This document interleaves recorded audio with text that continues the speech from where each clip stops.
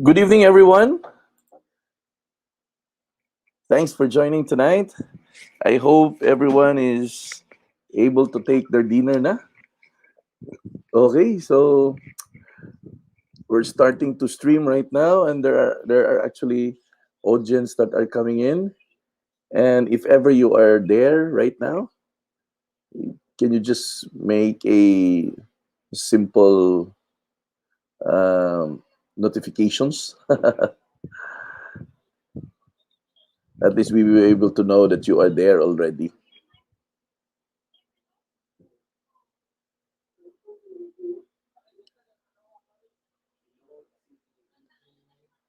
Okay, so who we have here? Um, Jessa is already here. Helen Anova is also here. Julius is here. Um, Rojim Kabante is already here. Maricel is here. Jaime Tien is here. Irene Krita is here also. Anola Nahoyak is also here. Sir Boy is also here. And Betchay is also here now.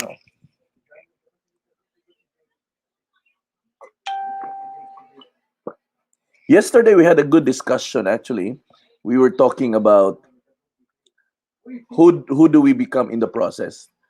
And as you see, in being an entrepreneur is actually a journey. No, it's a process that doesn't happen overnight. It's a long-term process, and there are certain things that you may not observe na it's happening with you, but actually it's starting to form shape. No, both in your way of thinking, the way you talk, your actions, and even your responses to challenges. Actually, it will slowly and little by little going to define your whole being. No, and tonight we will be talking about the principles. No, there are principles actually. um, I've take down six principles, but today we will only tackle one. No, and the rest of the principle we're going to take it one day at a time, because I don't want to rush things out for this topic, because these are very important. Uh, One thing beautiful in identifying principle is that principle this doesn't change. Regardless of whatever business you are in, the principles remain constant, remains the same. Now, what changes actually is how are you going to respond. That's the thing that will actually change. But the principle behind those actions actually uh, doesn't change. No. So we have here Milbert, Betcha is here, Ethel, no, Ethel Bainosa, no, uh, Anne Manili from South Korea is also here. No, Jessa is here. Okay, and and hopefully there will be more that are coming. No, Lynn Dolugin is also here. You know what? We really allocate a time for this, no, this mastermind class, because number one, we believe na it is important that there would be a shift in the way we think, the mind. When the mind is already conditioned on the business side, things becomes more bearable. The tendency for the person to endure hardships and challenges is medyo mataas na po yan. At I think kakayanin na po niya na mag-survive or ma-sustain ang mga businesses nila. The reason why there's a lot of people who quit in the middle of the journey dun sa negosyo is actually certain characteristics po bilang isang negosyante is not yet there. And there are a lot of characters that needs to be developed when you shift from being an employee to becoming an entrepreneur. There's a big difference actually. It may look the same, but actually it's totally different. No, it's totally different. And and the ball game here, when you are when you journey towards becoming an entrepreneur, really does change. No, so mag-iba lahat. No, mag-iba lahat yung consistency mo on everything is mag-iba talaga. No, so I hope na ngayon nasa episode 50 na tayo, di ba? And I hope na in this journey It's not more on may natutunan ka, but I am more concerned kung ito po ba ay nai-apply po ninyo. Application will really set us apart. We can have all the training we want. We can have all the seminar. You can have all the seminars you want. You have. You can actually go and attend highest paid trainers, but not unless you are going to apply what you have heard. It doesn't make any sense at all. Walang sense po yun. So it is important that you learn how to take action. How are you going to apply it? Now, the most challenging part actually is on the application. Nandun po yung pinaka-challenging na part ng application. Ako, I always say na when you try to do things and you make mistakes, that's good. Because it only means one thing, that you have tried and you have took the initiative to do it. Yun ang importante eh. Yes, it may not work the way you want it. Hindi man siguro siya nag-succeed, pero sure ako na you have learned something from it, no? Kumbaga may matutunan ka doon. Okay? So tonight we will going to continue on our topic, but this time we will be talking about principles, no? We will be talking about principles. In the next couple of days, I think it will go even for 4 or 5 days, that we will be talking on the topic of principles. No, we'll be talking on the topic of principles, and we're going to digest each and every one of that. Okay, but prior to moving further, I have a video here that I had prepared, and I would like to show it to you. And here it is. Believe in you. Believe in yourself, okay? Believe in your power. That's where it starts out. You got this. So act like you got this. Act like you already have it. Know that this is the time to be something of worth. I think the first thing is recognizing that you are not what you do. Inspire yourself into the right direction. Look, find things to latch onto. Hook on to things that inspire you. Fill your eyes and your soul with them, and know that this is your power. This is the advantage you have over everyone else. You fill yourself up with things that inspire you and fuel you day after day after day. Being around people that inspired me, not by their words, but more so by their actions. I hear a lot of people talk every single day. And I was one of these guys. And I started not to listen to what people said, but started to watch how people acted and how they interacted with other people. And that helped me set the bar for where I wanted to be. Just know that you can be your potential. Know that you can be this. Know that you have this, and that tonight, you're gonna fight for it. A battle for your power. A battle, but knowing that you come out on top.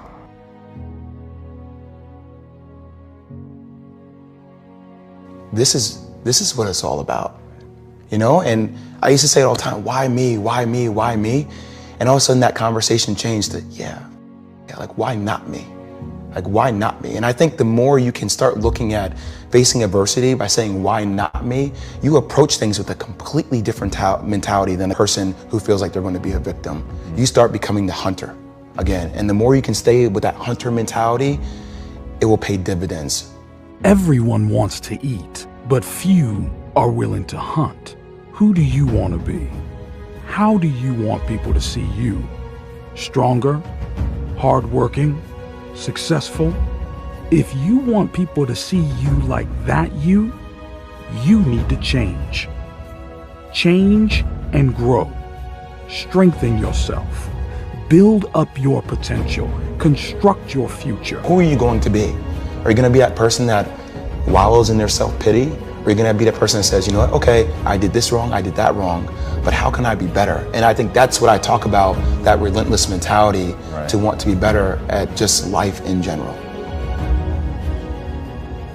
And that you have to find balance in life, right? So there are gonna be times where your journey is gonna be down here and it's gonna be tough. And the same when things get high. You know, you sign a new deal, or you have to be able to keep things in perspective. And I think sometimes when I stop, I force myself to assess, okay, what are the benefits? You know, where are the negatives? How can I turn this negative into a positive? All right, let me make sure that I don't get too high and I continue to keep my head down and work harder because I want to achieve more. If it's not for me, for the people that work for me, or for my girlfriend or my mom deserves better. So I try to find that one thing, because I'm very goal oriented, that I need to work towards. And once I achieve that, it's another goal. And I don't want it to ever stop, because that's what life should be. Be selfish and take control of your life. Take control of your abilities. Take control of your potential. Don't waste any more time. Take courage to provide for yourself. To provide your potential, grasp it. No longer will you be afraid to make it, to change it. No one else is living your life. Take control. Practice. Patience. Progress. Take yourself through the barrier.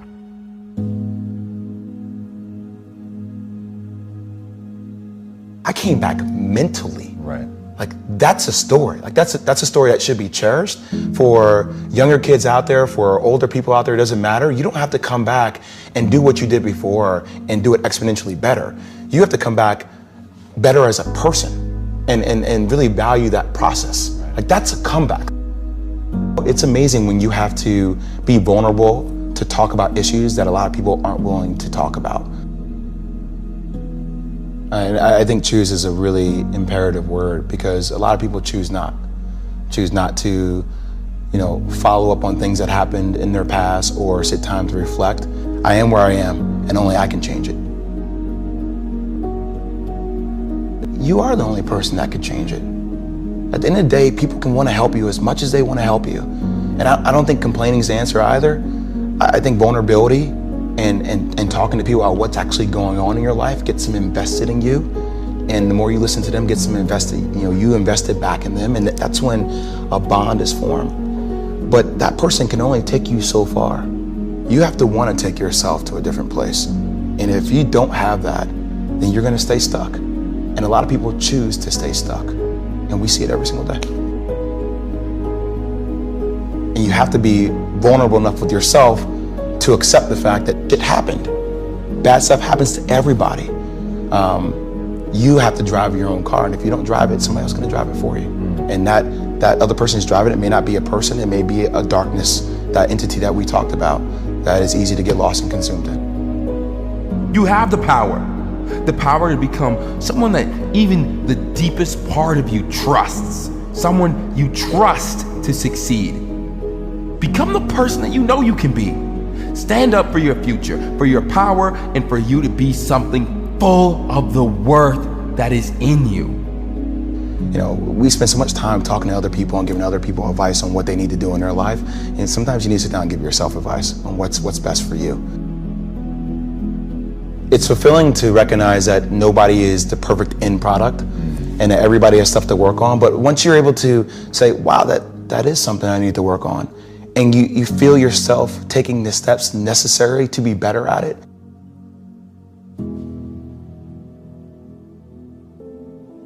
Don't do something, you do something because you have to do it. Do something to take a step out of the line. Move away from the ordinary. Don't stop because of failures. Don't quit because it is getting hard. Success comes at a price, and you must be willing to pay it. This storm will pass, and when it does, if you are still standing, you will be stronger for it. Don't quit. You are already hurting. Why stop now? You have already come this far. Why give in when it gets hard? Why? Don't say, why me? Say, try me. It's not always going to be easy. There are going to be challenges. There's still going to be curveballs thrown at me. But I can't become introverted I have to continue to get outside myself, because when you're uncomfortable, that's the only way you're going to grow. You're so busy in the minutia and the clutter that you're running through your life with your head down.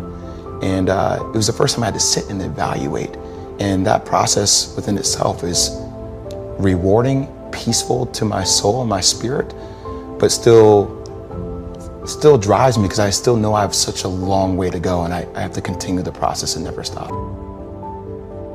You want the hard times. You want the pain. You want resistance, because if there is resistance, you are growing, you are developing. Stop wishing it was easier. Wish you were better.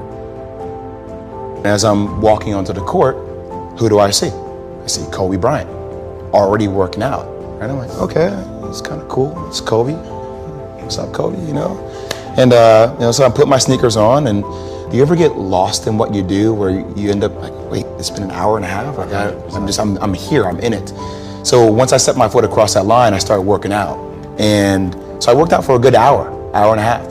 And when I came off, after I was done, I sat down, and of course I still hear the ball bouncing. I look down, I'm like, this guy's still working out. He was working out, like, it looks like he was in a dead sweat when I got here. Right. And he's still going. And it's not like his moves are nonchalant or lazy. He's doing like game moves, you know?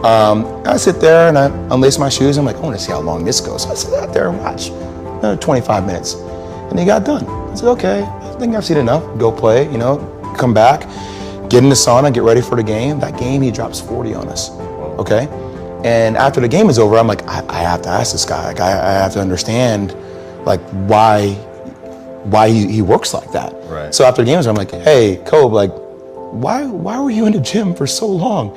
He's like, because I saw you come in, and I wanted you to know that it doesn't matter how hard you work, that I'm willing to work harder than you. Wow. And he's like, there's nothing wrong with that. Like, I'm not saying I dislike you as a person. You inspire me to be better. Right. And it was the first time I started to see this level of competitiveness where I said, I need to start doing more. Right. Wow. If you think you are the only guy doing an extra hour after practice, you are wrong. When you are doing an extra hour, there is a guy doing an extra 2 hours. Think beyond your team. It is easy to be a big fish in a small pond. It is time to think outside of your circle and compete with the best of the best. Compete with the guys who are getting more work than you. You can convince yourself you work hard when you compare yourself to someone in class or someone on the team or your brother or your sister. But how does your work ethic look when you compare yourself to a Kobe Bryant or a Michael Jordan?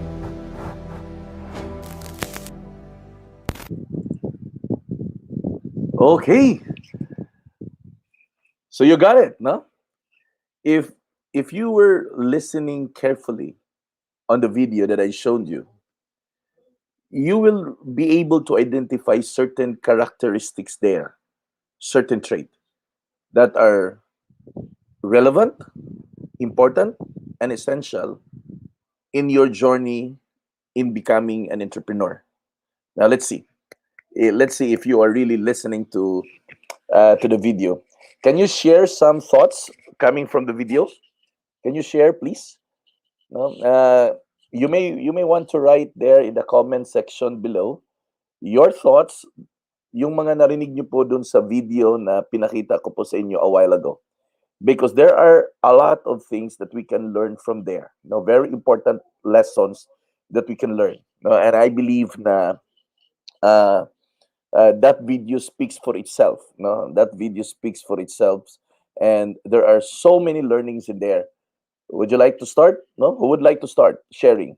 No, learning points. No, learning points from the video that I've shown you a while ago. Any learning points that you would like to share? Now, can we hear something from Rowella? From maybe from Maribic, perhaps?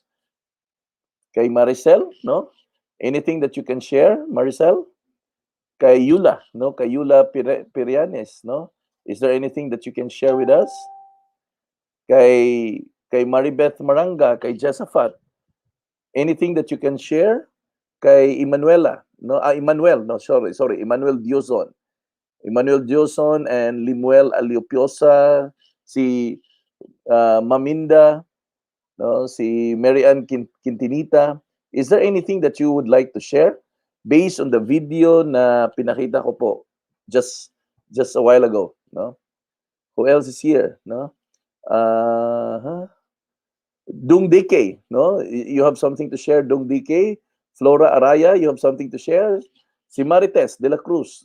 Pastor Dante, no? You have something to share?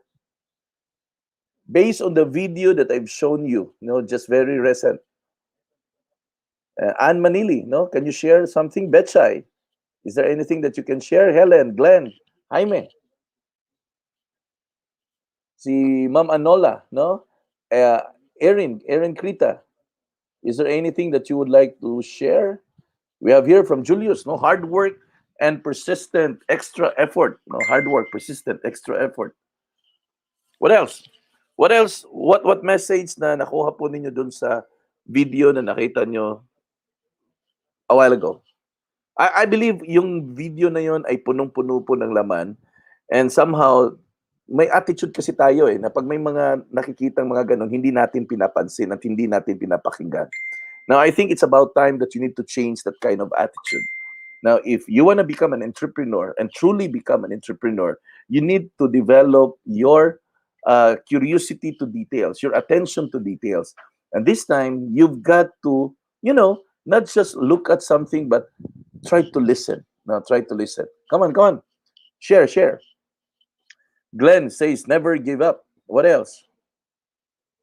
Kasi yun yung nakasanayan natin Pag may nakita, hindi pinapakinggan. Tinitingnan lang, pero hindi pinapakinggan. Ang video na yun ay punong-puno po ng laman. No? Punong-puno po ng laman. Erin says, keep going. No? Keep going. Ano pa? What else? What else have you noticed? No? Better, be better, getting better. No? Si Shashi Salas, no? Getting better, be better, or improvement. No? What else? What else? Yung iba ho, can you share? Endurance, sabi ni Ma'am Anyola, endurance and perseverance, willingness to do, sabi ni Lenny Lee, no, Lozano. Kay Josephat, keep dreaming. What else? What else? What else you have observed? No? What else? What else have you heard in the video? There are so many things in the video actually. If you were really listening to the video, no? Ang dami pong mga lessons doon. Stay strong, sabi ni Rujim. Stay strong. What else? Come on, guys. You can do better than that, no? What else? Never give up. Keep going. Strive harder to achieve your goal. Give your best shot at all times. What else? What else? What else do you have?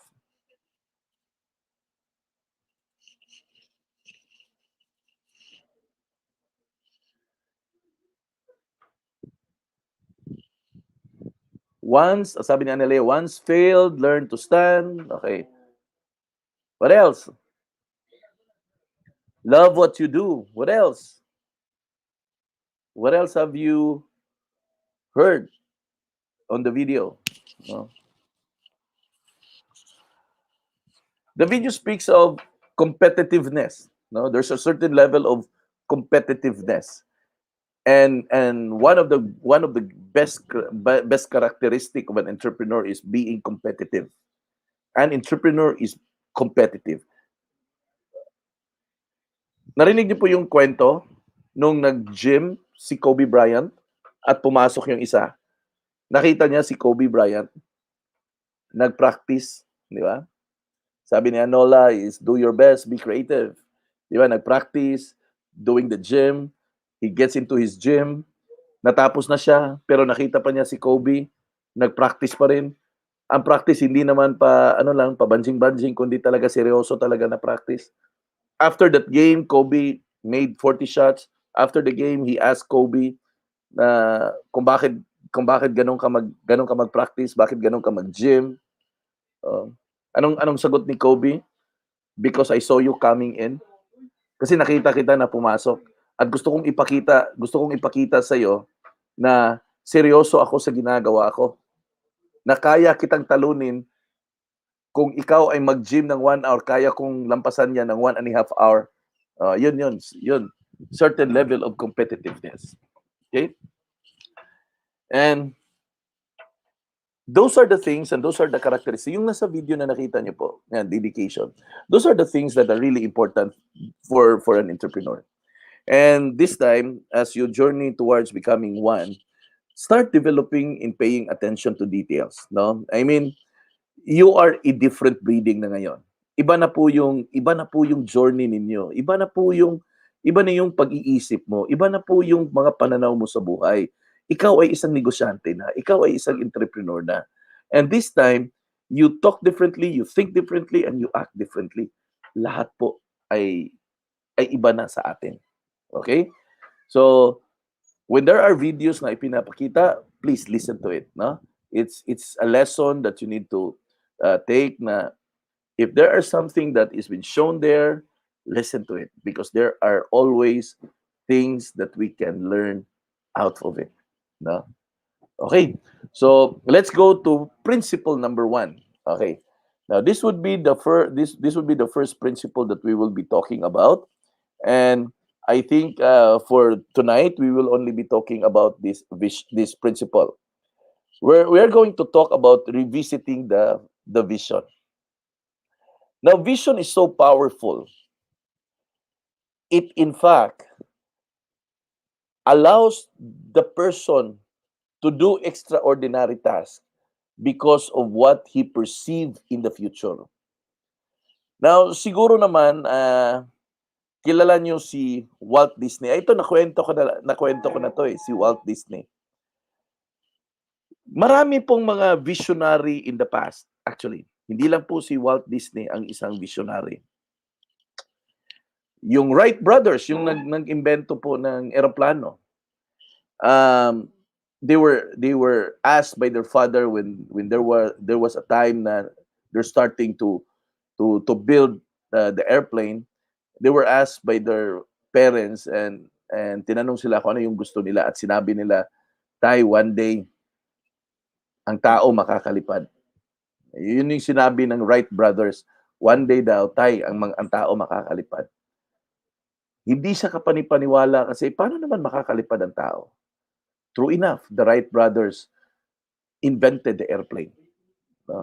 Lahat po ng mga the greatest discovery of all time was born out of a vision. Thomas Edison ng light bulb. Bago po nag-function ng isang light bulb, Thomas Edison made around 100 trials and failed. But the reason why hindi po siya nag-give up because nakikita po niya na one day, he will be able to light a bulb. Nakikita niya He was able to see na one day, may bumbilya talagang iilaw. Vision is so powerful that it will propel your steps. Para kang itutulak ba? Parang itutulak yung mga paa mo para makakarating doon sa patutunguhan mo. But you've got to see it clearly, so clear that even your eyes is closed, eto ay kitang-kita mo at eto ay describe mo. Ganun ka-powerful ang vision. No? Now, we have some corporate visions. But more so, I believe na bawat isa sa atin ay meron po tayong mga individual visions. Now, the question here is this. Ano ba ang nakikita mo sa sarili mo? How do you view yourself 5 years from now, 10 years from now, 15 years from now? Well, that is vision. The ability to see beyond what is seen is actually vision. And sabi nila, ang vision daw is greater than the visionary. Ang vision daw is greater than the visionary. Now, I don't know about you, but I believe at a certain point we dream of something big. Sabi pa nga nila, libre naman mangarap So, lakihan ko na. Tama naman. I believe na at a certain point, nangarap po tayo ng todo-todo. But at a certain time din po, para bang lumipas ang mga taon, eh wala namang nangyayari dito sa pinapangarap ko. And probably, the reason why nothing really had happened, because you really doesn't saw it. Hindi mo talaga siya nakita na eto talaga ang mangyayari. Naalala ko, 10 years ago when I started doing the business, lahat ng meron ngayon sa company ko, hindi ko lus maisip kasi dati pinangarap ko lang lahat talaga eh. But eventually, it slowly became real. I was I was just I was just looking at the possibility, seeing it how the company would look like 5, 10, 15 years from now, and I saw that the company will go from one place to the other, go national, and aside from that, there would be development that will be coming over left and right, and I saw it clearly.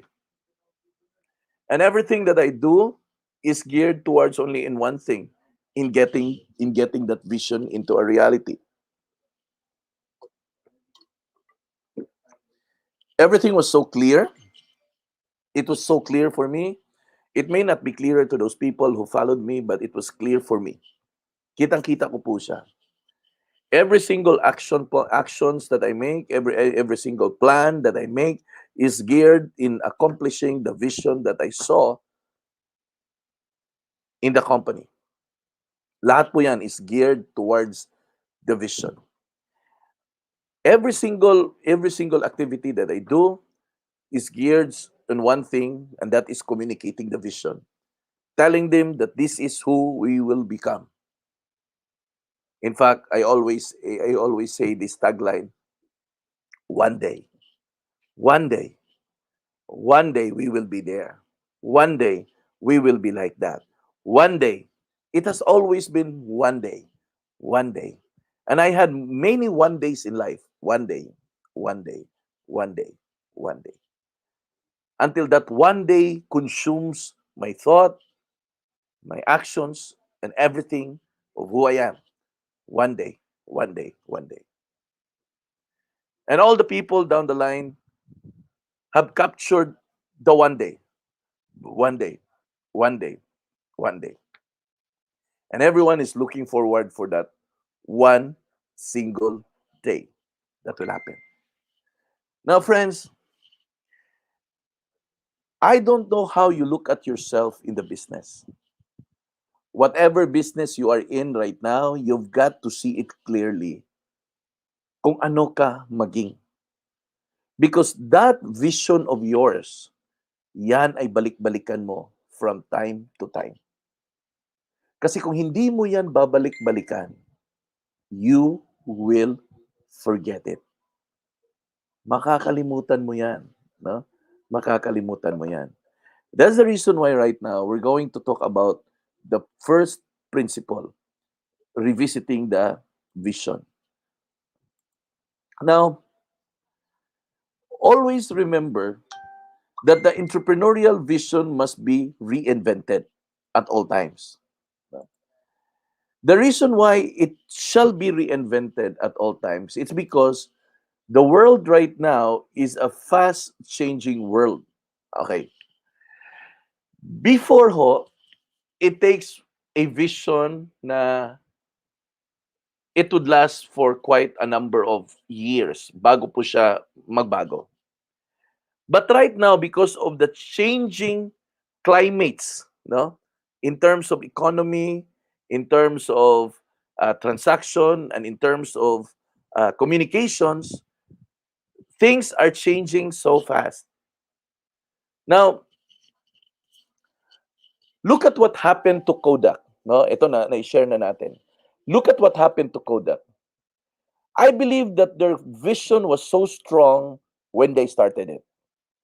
I believe that the vision was so clear for Kodak, In fact, they became the number one film company, no, photo film company in the world, no, and everyone is using Kodak. No? Even in the United States or in Europe, people are using Kodak. Less they use Canon, actually, the rest. But most of them, they go for Kodak because of quality. However, the vision of Kodak did not reinvent, did not innovate, did not evolve. In the changing technology today, if you're going to take a look at it, and if I may ask you, where is Kodak right now? Where do you think Kodak is right now? Now, in the vision, there are so many things that you're going to consider: the marketing, the finances, the services, a lot of things.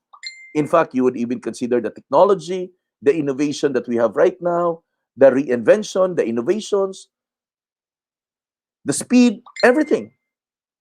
And the customer and the clients right now are also changing, are also innovating.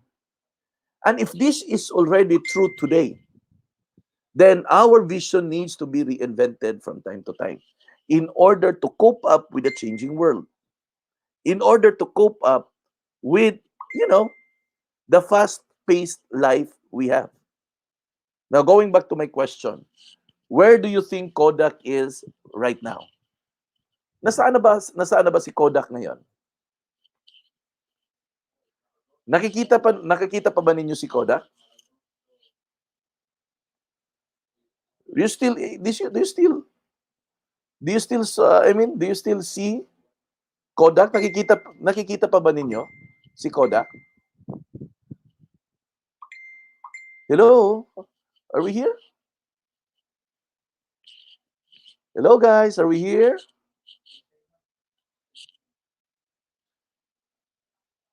Type nyo daw.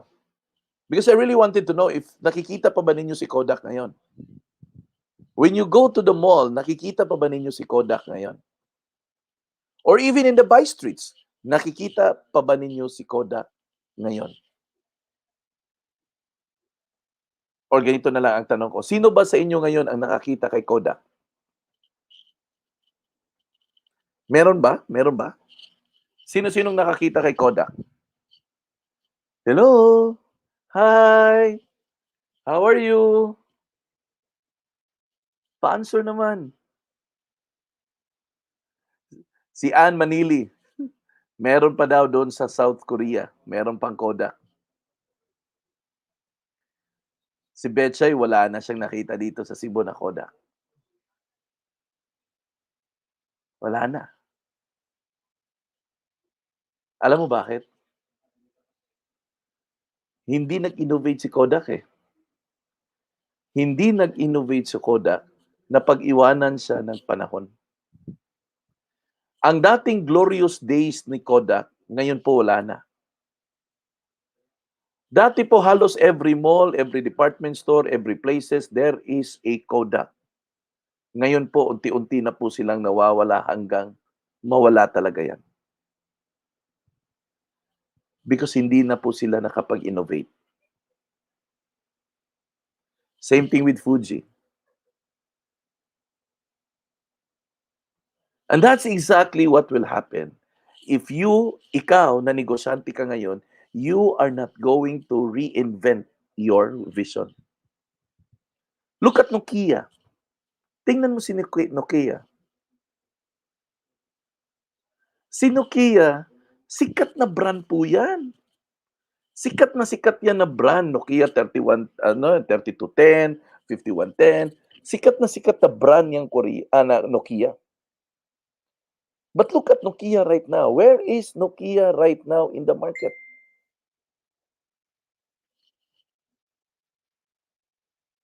Napag-iwanan na ho. Napag-iwanan na. And that's exactly what will happen to you and me if you are not going to reinvent your visions. Now, in whatever businesses you are in right now, remember this. We are in the changing times today. Sabi nila, nasa new normal tayo. Okay, tama naman. We are already in the new normal. So, ibig sabihin, everything changes. Iba na ho ang pamamaraan ngayon. Dati, pwede ka pang mag-flyer-flyer dyan kung ano ang gusto mo. Pwede ka pang magbahay-bahay. Ngayon, hindi mo na pwedeng gawin yan. May nabago na po sa mga approaches. Okay, nandito na tayo sa internet. Nandito na tayo sa online. Pero, nandito na nga tayo sa online, pero ikaw, na negosyante, hindi mo ni-reinvent ang sarili mo. Hindi mo pinag-aralan kung paano gawin ang social media marketing. Hindi mo pinag-aralan ang mga online platforms na meron. Kasi akala mo na okay na lang na ito ang gagawin ko, post-post na lang. Hindi ho. There are lots of things that we need to learn in the new normal. Kung dati po inaral natin ang dapat nating aralin paano gawin ang marketing, ngayon sa new normal, the more na mag-aral tayo, kasi ito po ay hindi po to nakasanayan na normal natin. Ito po ang bagong normal. Hindi tayo pinanganak sa era ng computer. Hindi ako pinanganak sa era ng computer. And there are things that we need to learn in order for us to be able to cope up with the changing world in the technology that we have right now. And if you, as an entrepreneur, stops learning, mamumblema po tayo dyan. In all aspect po, in all industry, lahat po ng industry. Whether you are in the direct selling business, you are in the real estate business, whether you're in the insurance, whether you're in the car industry, whatever industry you are in right now, everyone is learning how to do it online. The question here, are you learning to do it online? Are you learning to do it online? Do you spend time improving your craft? Do you spend time innovating yourself? Kasi kung wala po kayong nilaan na time para po i-develop ang sarili ninyo, balang araw, maiiwanan po tayo. Mapag-iwanan po tayo ng panahon. So in short, guys, you have to continually, innovate, reinvent.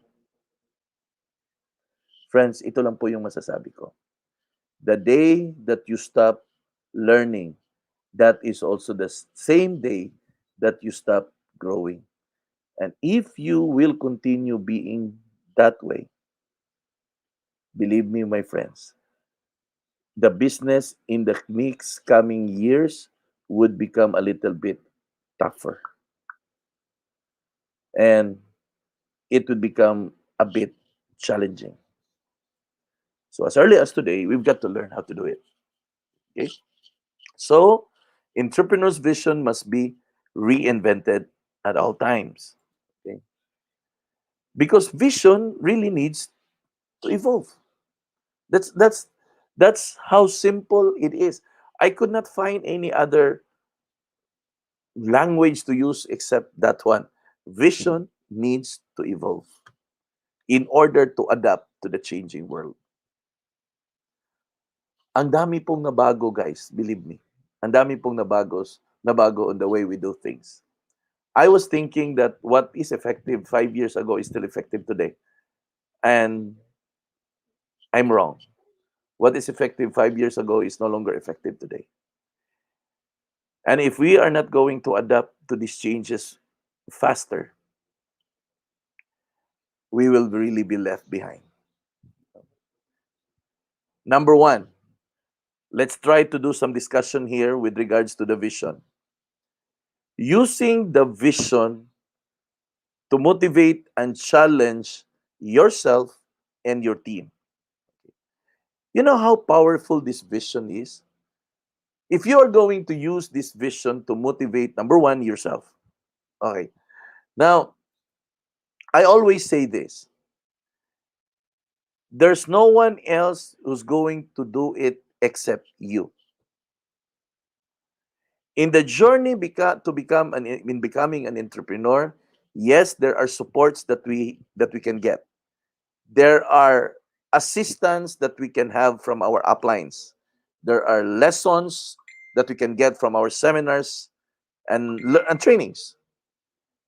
But the bottom line at the end of this is ikaw pa rin. You can have your motivation outside. Someone may encourage you. You will be probably be motivated by a lot of people in your circle. But at the end of the day, the greatest challenge that you are going to fight is when you are discouraged right from the inside. Kaya nga most powerful talaga ang self-motivation. Now here, you can only motivate your people at a certain degree. Pwede mo siyang ma-encourage. Pwede mo siyang alalayan. Kumbaga, mo-motivate mo from time to time.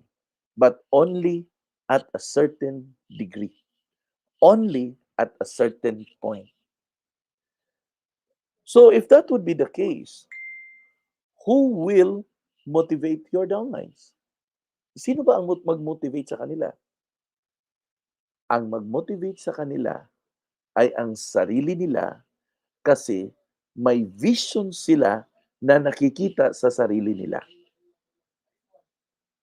We've got to teach our people, our team, our downline, how are they going to look at themselves 5 years, 10 years, 15 or more. That is vision.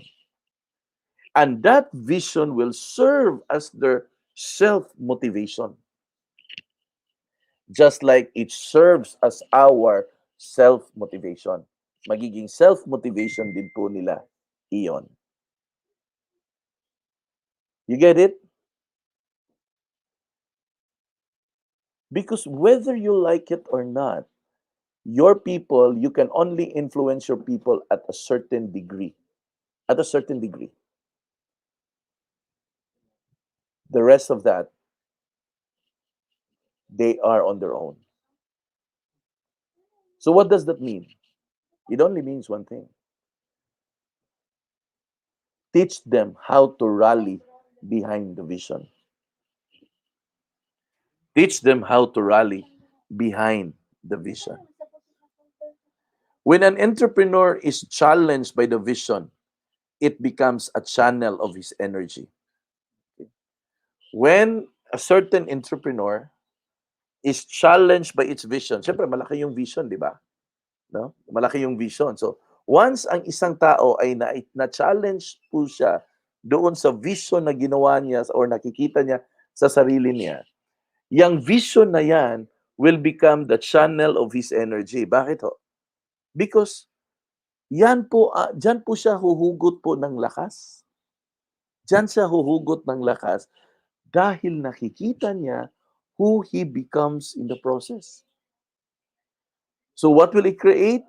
It creates a motivation from within. So anong tawag natin doon sa motivation from within? Ang tawag natin ay self-motivation. That can only happen when, again, they have a vision. When their vision is so clear, it will produce energy to them. That's where passion begins.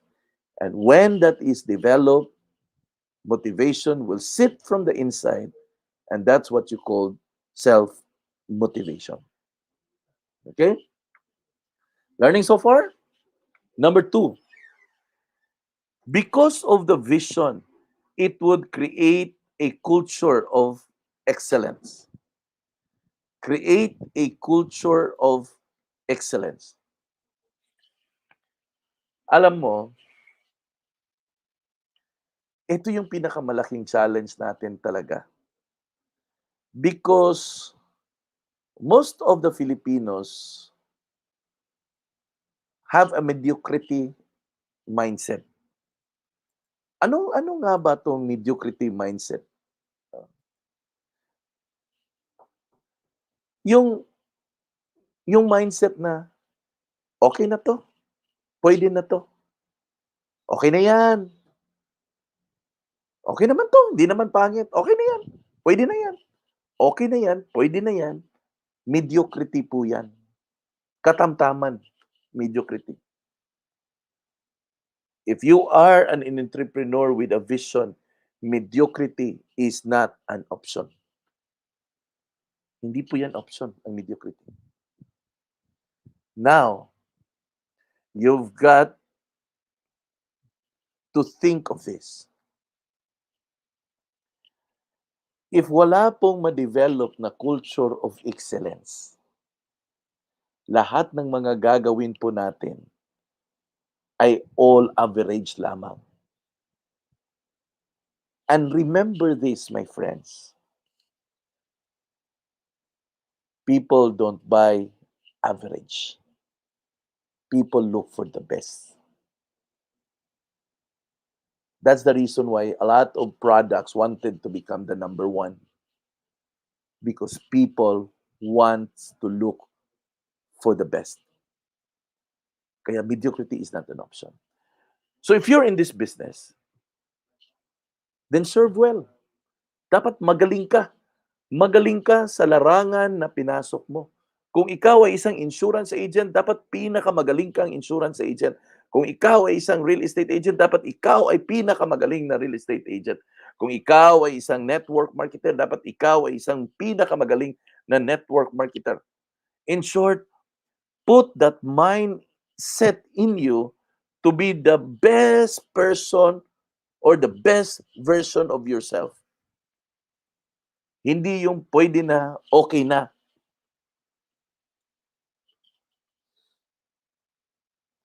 Kasi if we continue to be like that, pwede na, okay na. Ang resulta sa mga ginagawa natin, pangit.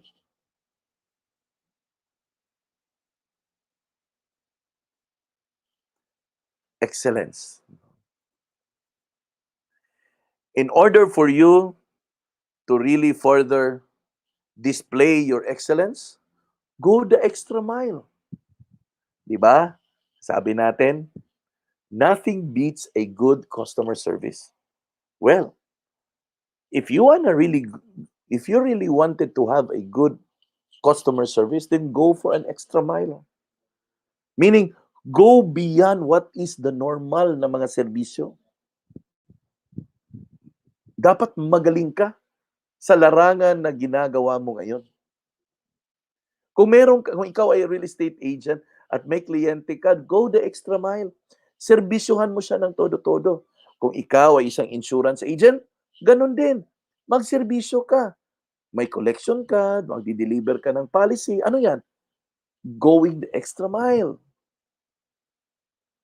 Because the moment you are willing to give the extra mile, only few people are doing it.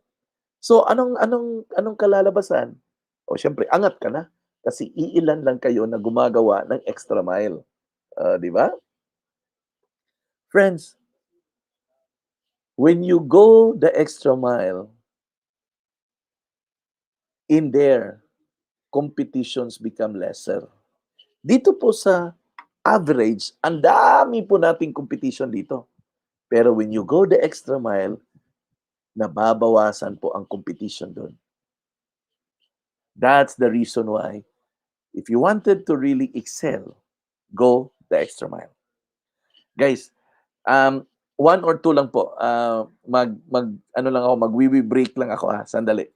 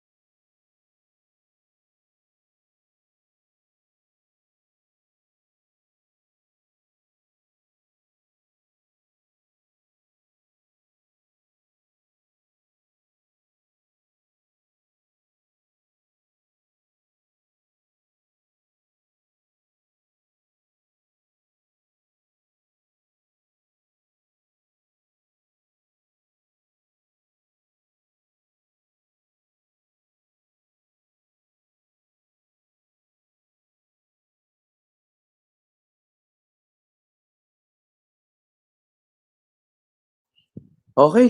Thank you for thank you for your understanding, no? Sorry. Okay.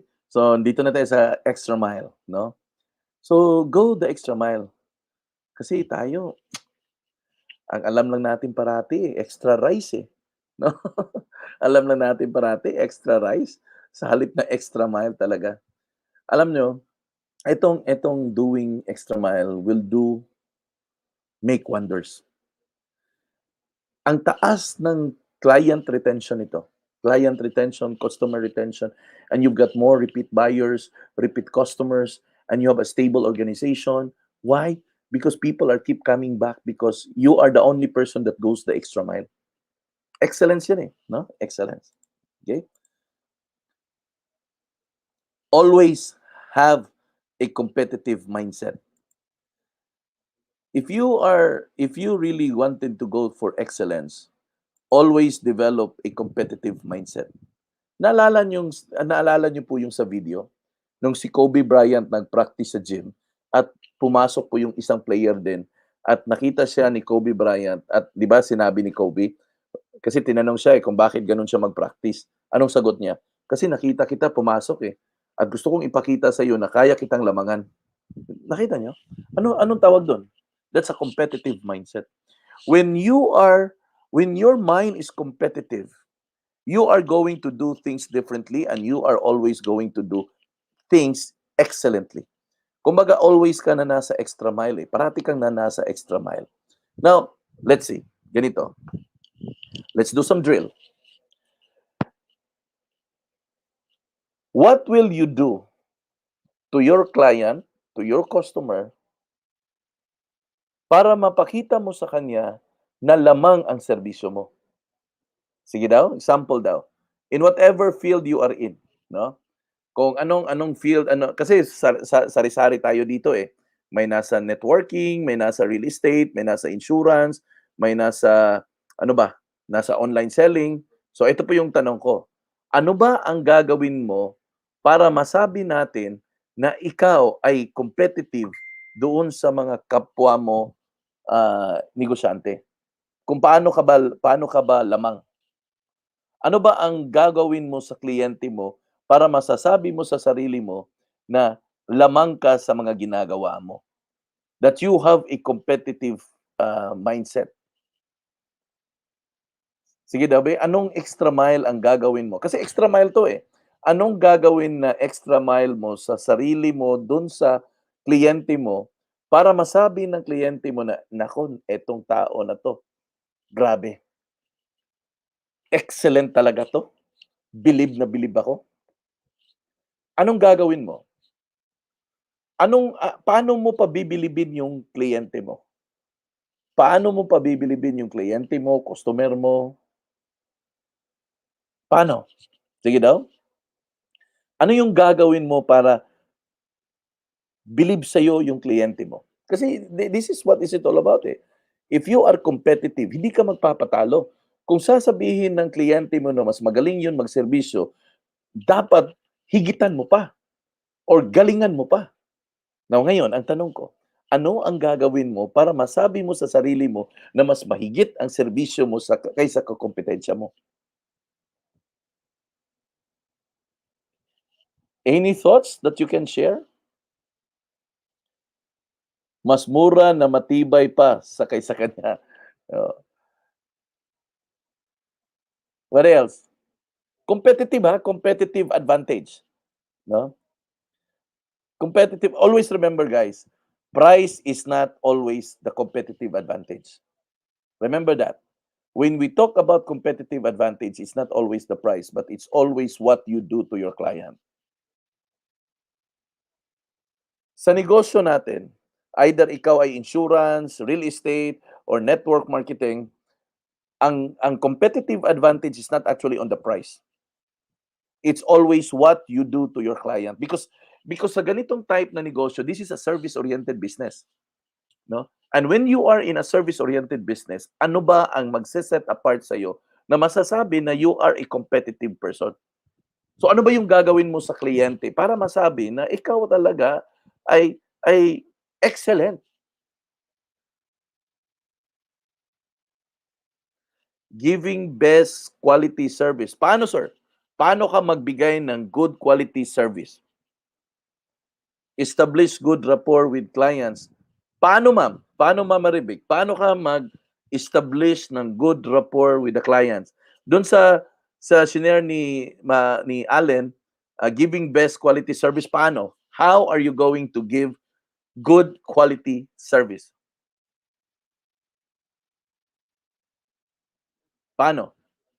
What will you do? No? What will you do? Josephat, sabi niya, honesty. What else? What else? What will you do to your client so that you can go the extra mile? Is there any idea? What will you do to your client so that you will have a competitive advantage? Because this can only happen to a competitive person na mindset eh.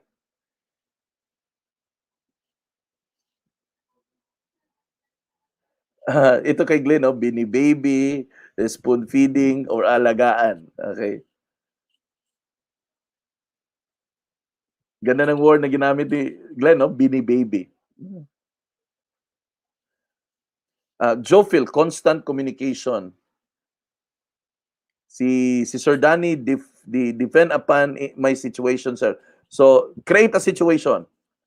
Create a situation, Dan. What will you do in order for you to serve your client competitively? Sabi ni Maricel dito, no, sa YouTube, help them in their personal errands, kahit labas na sa business. Example, ikaw na lang ang maghatid ng monthly payments sa developer kasi real estate agency, Maricel, ikaw na maghatid ng monthly payments sa developer instead sa client pa, resibo, and so on. O yan. That's a detailed action. That's service, no? What will you do for your client, no? Willingness to assist. Ayan. Willing ka mag-assist. Always ahead of time and always serving him of what he needs. Okay. Ganito po yan. Go beyond what is the normal transaction. Okay. For example, because we're talking about principles, okay, we're talking about principles. For example, ang normal transaction ay ito. Okay, ang normal transaction, let's quote something from an insurance agent. Ganito na lang, from insurance agent. Ang normal transaction ay ganito. Ang insurance agent makipag-usap sa kliyente. I-explain niya ang coverage, tapos kung maintindihan ni client at kukuha ng coverage ang client, syempre mag-fill up siya ng form. Okay, mag-fill up siya ng form. One of the extra mile that I would like to suggest is this. Volunteer to write. Volunteer to write. Okay. Ma'am, can I have your ID? Bakit ka humingi ng ID? Bigyan ko kayo ng example. Bakit ka humingi ng ID? Because nandun yung pangalan.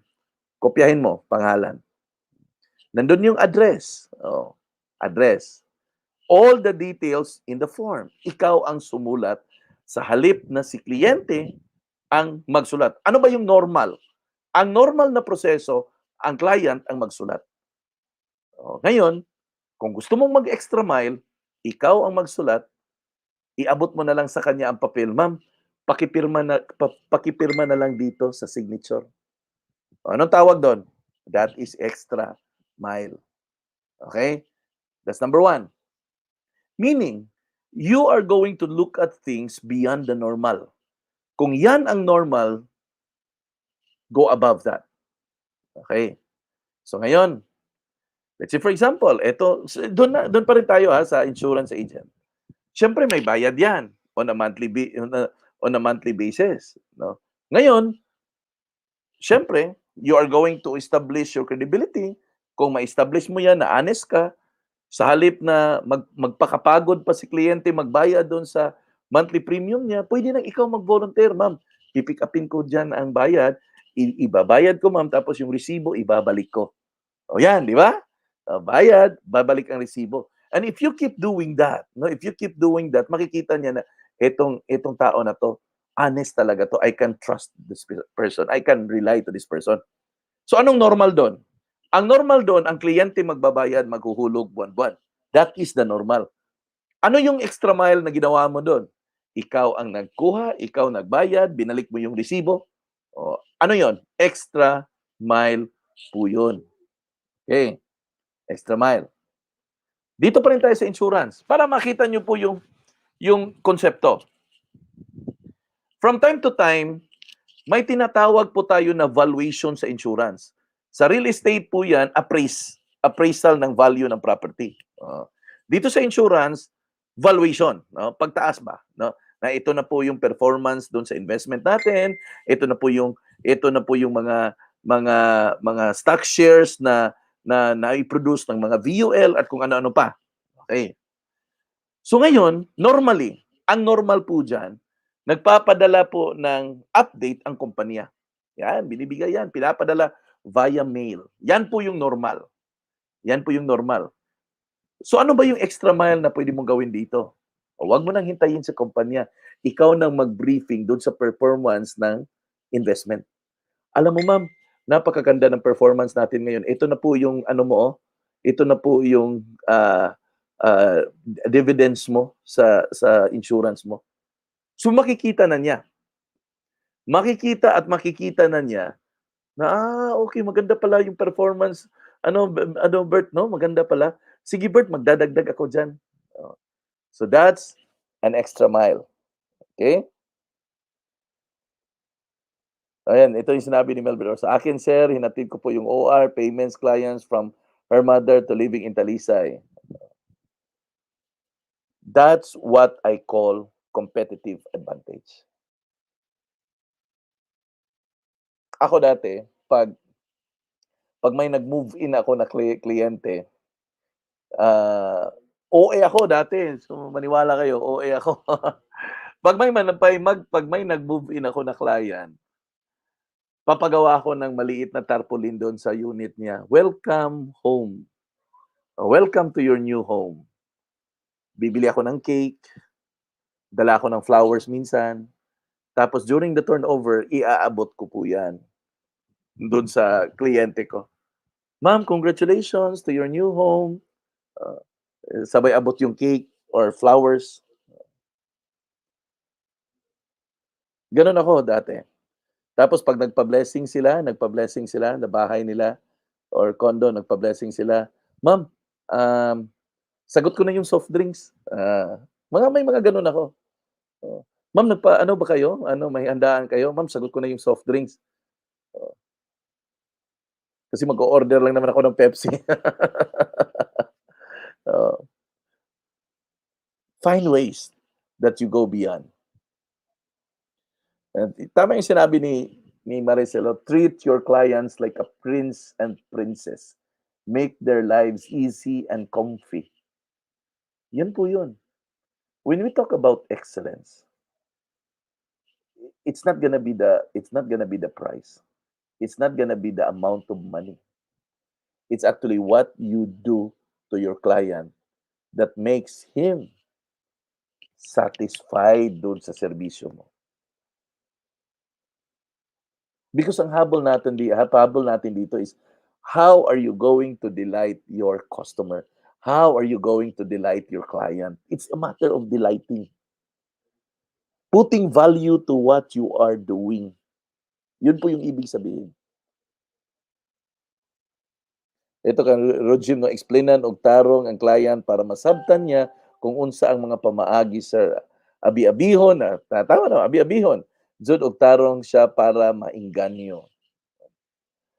When you are in the network marketing business naman, provide value to your downlines. Teach your downlines the things that kailangan niyang matutunan. Because ang goal naman sa dun sa network na side, iba dun is because you are there to build up leaders. So ang mga gagawin mo po diyan is you do things in order for your downlines to be developed na magiging isang leader. Yun ang gagawin mo. So ito yung mga actions natin na wala pong katumbas na pera. When you have the vision, you will have a competitive mindset.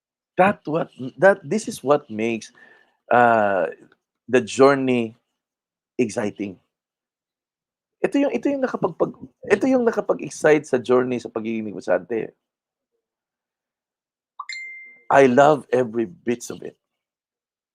I never have the slightest regret that I resigned from my job earlier.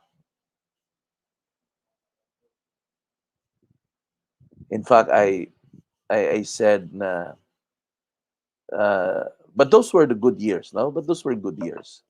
Those were the years that I have learned a lot of things as well. And I am blessed with good boss, no? Yung mga magagaling na mga boss, no?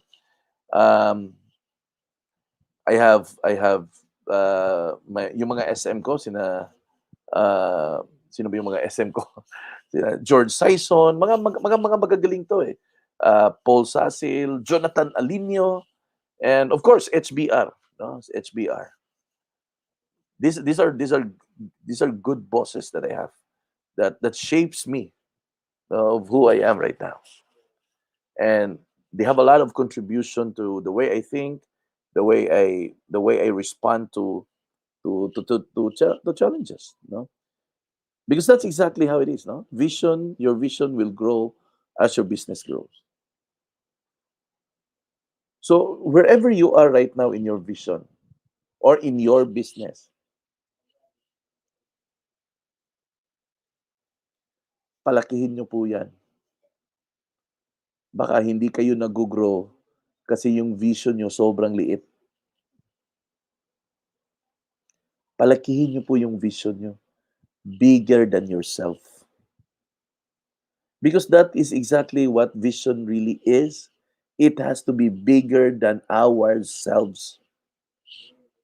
So that it will challenge us. Because kung yung vision mo ay sobrang liit, hindi ka matcha-challenge niyan.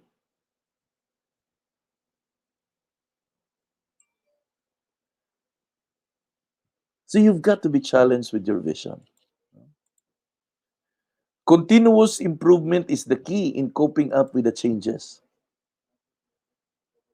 Whether you like it or not, we really have to continue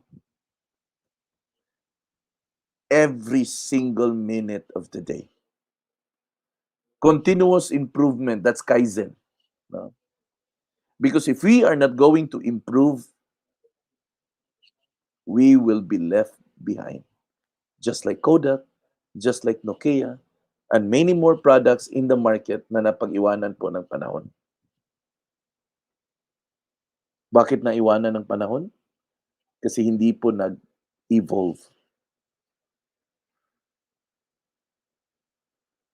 So what are the things that you're going to do in order for you to improve? First is you improve yourself. Your capacity, your ability. You've got to improve that.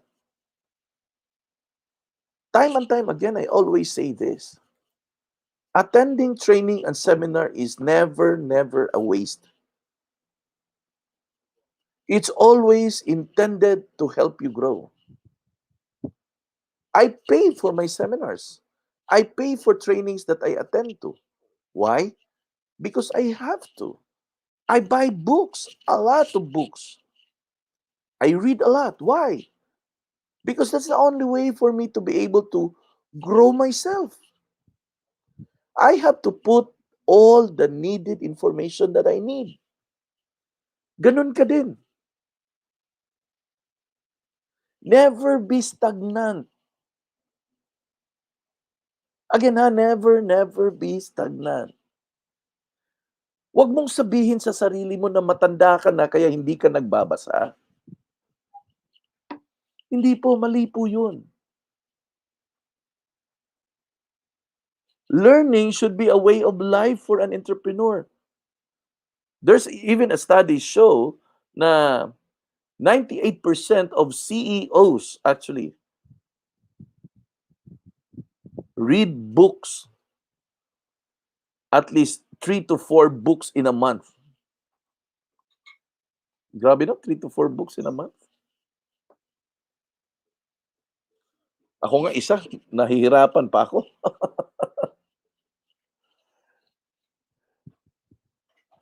But the fact of the matter is that you've got to start doing it. That's just the way it is. There are a lot of speakers in the YouTube that are good. Na magagaling ba nasa YouTube. You can have Robert Kiyosaki there, you can have Napoleon Hill, you can have Stephen Covey, you can have who else? John Maxwell. For Filipino, you have sino ba? Chinkitan. Sa YouTube ha. Nandyan si Chinkitan, nandyan si nandyan si Joffrin Villasencio, sinali pa, no? Sinali pa. Pero may YouTube channel ako ha. May YouTube channel ako. Nandyan sa YouTube, no? There has to be a continuous improvement. Never stop. Never stop. Dito tayo nagka-problema because we always find learning na para bang walang kwenta. Please don't. No, please don't. To remain in business, one needs to constantly innovate. This is a sad reality that in order for you to remain in business, whether you like it or not, you have no choice, but you need to constantly innovate yourself. The things that you do before may no longer be true today. Kung dati po nag-flyer ka, ngayon online na. Kung dati effective na magpa-advertise ka sa newspaper, ngayon FB ads na. Dati kung may effective mag-billboard, ngayon hindi na, website na. In short, there are a lot of things that are changing already. And if you are not going to innovate, you will be outdated. No? If you are not going to innovate, you will be outdated. And what happens if you are outdated? Walay na. Maiiwanan ka ng mga competitor mo. Ayan, sabi ni Maricelo, 6 na lang kulang daw, 1,000 na ang aking subscriber. Malapit na pala ako mag 1,000 subscriber. Nako, mag-monetize na yan.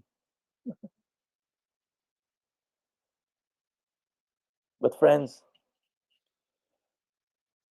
innovation comes from learning. And if you are not going to keep on learning, you will always be outdated. Mapag-iwanan po tayo ng pagkakataon. Alam mo, the reason why we were able to cope up in last 2020 in the industry we are in the real estate business. Number one, because we were one of the few who were able to go online faster. Isa tayo in fact, tayo ang pinakauna na realty firm na nasa Zoom. Tayo. Yung mga developer na nagtatanong tayo na magpa-PKS, na walang masagot. Alam mo bakit? Kasi hindi nila alam kung ano yung Zoom. Pero tayo, nag-Zoom na tayo October pa 2019. Hindi lang nagamit nga. Pero ito yung alam mo saan ako na-amaze kay Lord. I was introduced to Zoom October 2019. Wala pang pandemic. Wala pang COVID-19. I subscribed with it already, but I did not use it. There was no compelling reason na gagamitin. Until nag-COVID-19, nag-pandemic, nag-lockdown, and we are left with no choice but to be online. That's the time that I remember I have Zoom. Eto pala yun. God prepared it ahead of time. No? Amazing, no? Amazing. I never really thought about it. But that's how God orchestrated everything. Number 4, let your team shape with the current vision. Let your team shape with the current vision. Di ba may vision ka ngayon? Yan ang nakikita mo sa sarili mo na gusto mong ma-achieve. Now, you will really have people When you are doing business kasi, you really have people. May mga tao ka talaga because you are not going to accomplish those things all by yourself. There will always be people involved so that you will be able to get your dreams, desires, no? Now, whatever business you are in, whether you're in real estate, in insurance, in network marketing, you will always have a team. Now, the people in your group, that's what you call downlines, that's your team. You are going to shape these people in line with the current vision you have. That's the reason why when you have the vision and when you have the team, okay? When you have the team, what will be developed? If you shape your team with the current vision, you know what will be developed? Core values. Core values. The more your downlines rally behind and shape their attitude, characters, and everything towards that vision that you have casted, their core values will be developed. Everything of who they are and what they are will be developed.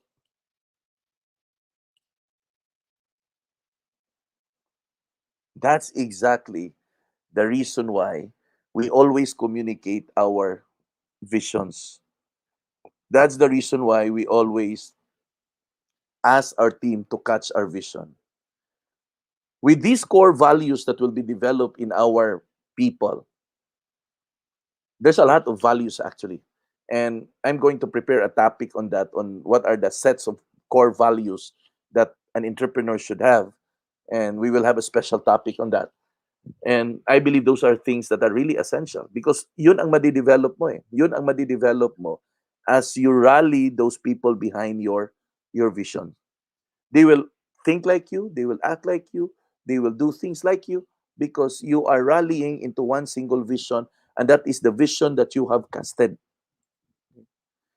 And because of that core values, your people, your team, that includes you as well, will be able to determine what are the right thing and the wrong thing to do. And this is very essential as you tend to move forward in accomplishing your goal. Because if there are no sets of values, core values, well, there would be a tendency na pwede kang ma-persuade along the journey. That you tend to do a lot of things that may be detrimental to your organization that will damage you. Especially that in most cases, in a service-oriented business, money will always be handled by people. And if the values are not strong, nako, kaya nga maraming nangyayari na makadispalko eh. Because the values are not strong enough. Because the values are not strong enough. When we strengthen the values, people are so quick to identify what are the right thing to do and the wrong thing to do. And that's what we want to accomplish within ourselves and within the team as well. Number 5, and this is the last. Your vision creates a sense of purpose. Nasa principle number 1 pa tayo ha, revisiting vision, revisiting your vision. Number 5, your vision creates a sense of purpose. Without the vision, everything what you are going to do means nothing. It's useless. You are good as dead. That's the reason why a lot of businessmen, even at their old age, their mind are still so sharp. Why? Because they were able to find a sense of purpose on the vision that they have.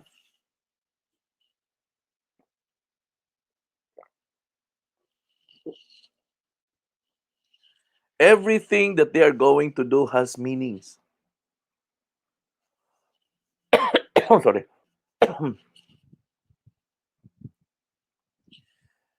Always remember that vision needs to be communicated to your team in order to set the direction of their teams as well.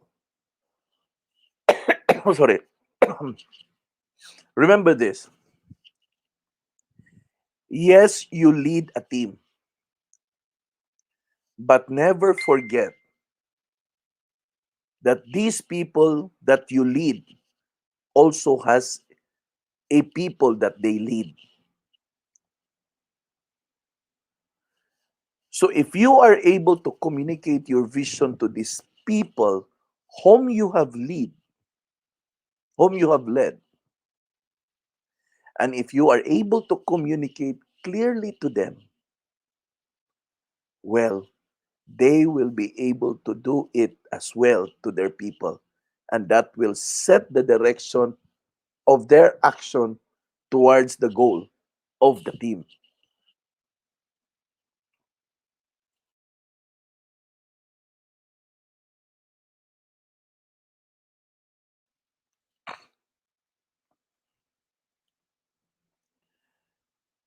That is how powerful vision is.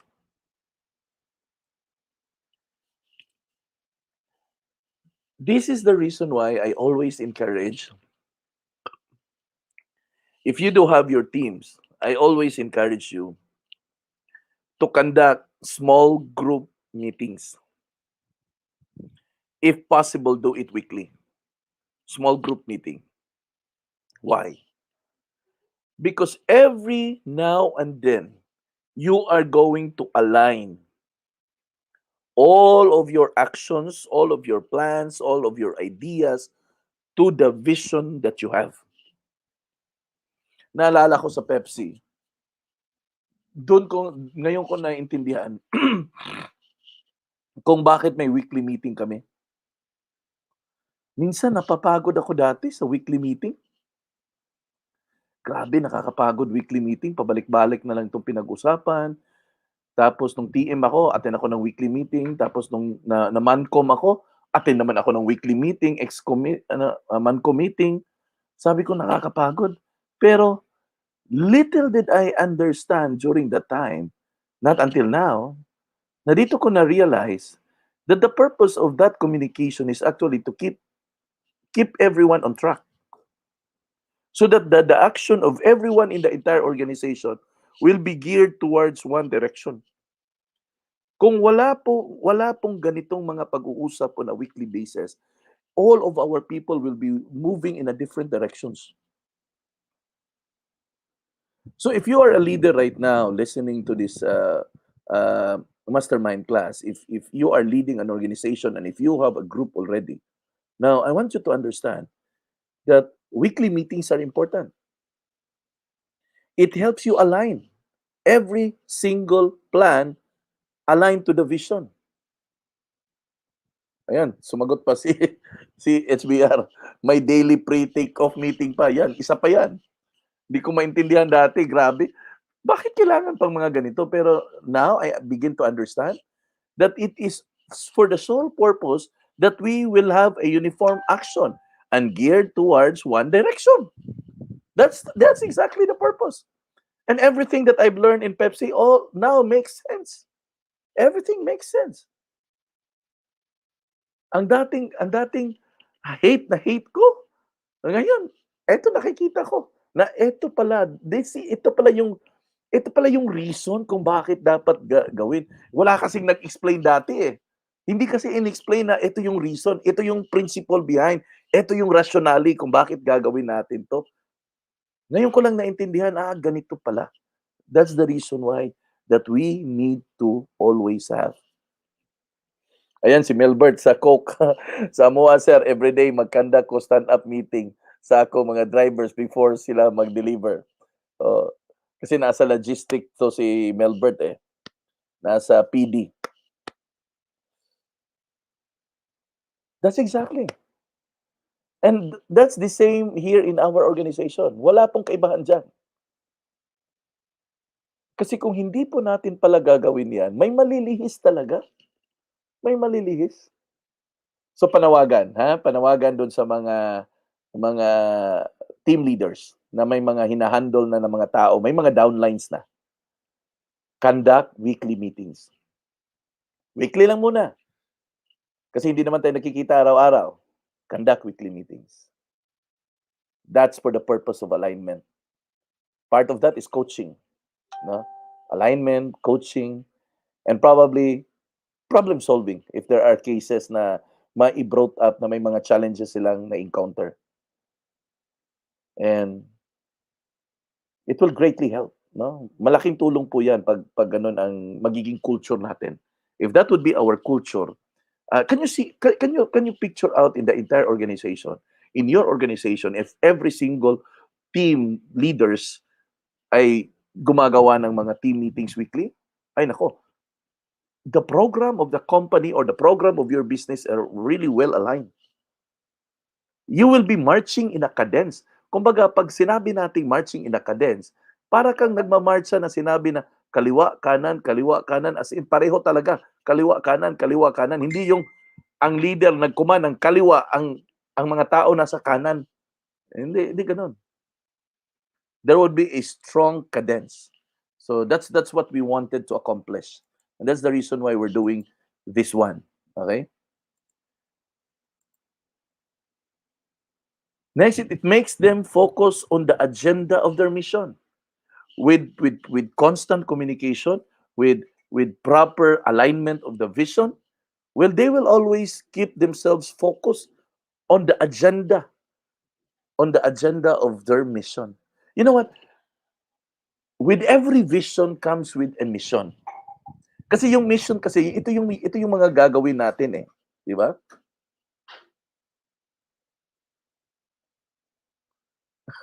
Continue attending seminar, now attending lecture of my ex-participants 12 years ago. That's exactly, no? That's exactly how it is. No? It makes, if you are doing it constantly, all of the attention that your people has will be focused on whatever action plan you have. Agenda is your action plan, okay? You have a vision, then in order for you to achieve and get your vision, you need to have a mission. And that is actually your agenda. That agenda needs to be aligned to that vision na ito yung gagawin para makarating doon sa vision na yon. Without meeting, well, walang mangyayari. We're never gonna get there. Without meetings, without communication, without alignment, we will never get to our vision. Hindi po tayo makakarating doon, no? Hindi po tayo makakarating. And it's gonna be a very tiring journey if you don't do that. That's gonna be a very tiring journey. That is the reason why here dito po sa DPPI, no? Akala lang ninyo na nagpakapagod tayo sa paggawa ng mga daming mga live sessions dito. No, it's not. All of these has a reasons, all of these have a purpose. No. With a network of around 8,000 agents, both active and inactive, it's too difficult to talk to these people one by one. And the only means we have is through like this. And especially right now, we have the limitations of, travel. Mas lalo na. So maintain those communication. Whatever business you are in, no? I believe marami naman sa atin dito may mga kanya-kanyang mga negosyo. Whatever is that, it is important that there is a continual assessment on a weekly basis. Kahit weekly basis muna. No, kung hindi nyo kakayanin on a daily basis, at least there would be a continual activity that will assess where are they right now in achieving their visions and goal. Kasi dapat makita yan eh. Okay? And if you do that, their steps will now be filled with reasons. If you regularly do that, well, of course, their purposes will be aligned, and every steps that they're going to take, every steps that they're going to make, all of which will be filled with reasons. Alam nila ang rason kung bakit nila ginagawa ang mga ginagawa nila ngayon.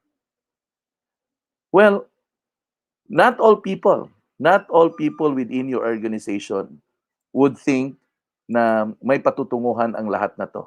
Not all of them. But if there's one thing that I would really like to share to you, as long as the leader is consistent of what he is doing, eventually the people that you lead actually will eventually follow. It will always begin and ends with the leader. Everything of what we are talking right now about revisiting our vision, it will begin with you as the leader. Because you will be the driver. No, ikaw yung magiging driver eh. Ikaw yung magiging driver neto. And if you are not going to do your role as the driver, the rest of the people in your bus, para kang nag-drive ng bus dito eh. 'Di ba? Para kang nag-drive ng bus. And if you're not going to do your role in the bus as the driver, lahat ng nakasakay sa bus mo ay hindi siya makakarating sa paroroonan mo. So kung ikaw ang nagmamaneho ng bus na yan, it is in your authority na ibahagi mo sa mga nakasakay sa bus na yan kung ano yung patutunguhan nila.